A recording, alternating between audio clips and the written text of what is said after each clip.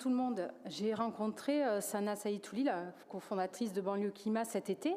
Elle était accompagnée des jeunes de Cergy qui ont expliqué ce qu'était l'association Banlieue Climat. Tout de suite, je me suis dit qu'il fallait une antenne à la paillade. Isabelle et Michael ont adhéré et nous voilà 6 mois après à voter cette délibération et je m'en félicite. Car cette association, elle vise à former et à sensibiliser les jeunes des quartiers populaires aux questions environnementales, aux questions du dérèglement climatique, de ses causes et de ses conséquences.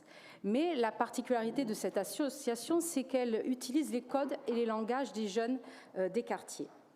Le but n'est pas de former aux éco-gestes, car ils les font déjà, éteindre la lumière, faire attention à sa consommation d'eau, prendre les transports en commun, utiliser les mêmes vêtements pour toute la famille, etc. Ce ne sont pas des hyper-consommateurs, on n'a donc aucune leçon à leur donner. Le but est vraiment de créer la nouvelle génération de leaders de la cause climatique des quartiers populaires. La formation, elle est tournée sur le volet scientifique. Pourquoi le dérèglement climatique? Son origine, ses conséquences. Il faut que ces jeunes se réapproprient ce sujet et pour cause, ce sont les habitants de ces quartiers qui sont les premiers impactés par les conséquences du changement climatique, par la pollution urbaine, par les aliments pollués. Le rapport de notre affaire à tous l'explique bien.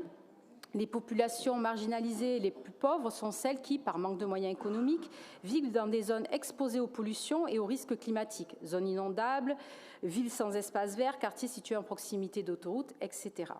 Le problème est que pour le moment, ils pensent que ce n'est pas un sujet pour eux, alors que le dérèglement climatique n'a pas des conséquences que sur les ours polaires de la banquise, mais bien sur leur propre vie, sur leur santé. Le sujet, c'est eux, ce qu'ils boivent, ce qu'ils mangent et ce qu'ils respirent. Et donc, évidemment, cette convention est importante, car avec ce soutien financier, ce sont 100 jeunes pailladins et pailladines qui vont être formés d'ici la fin de l'année. Merci. Madame la vice-présidente en charge de la politique de la ville. Oui, je vous remercie et je remercie Coralie pour la présentation de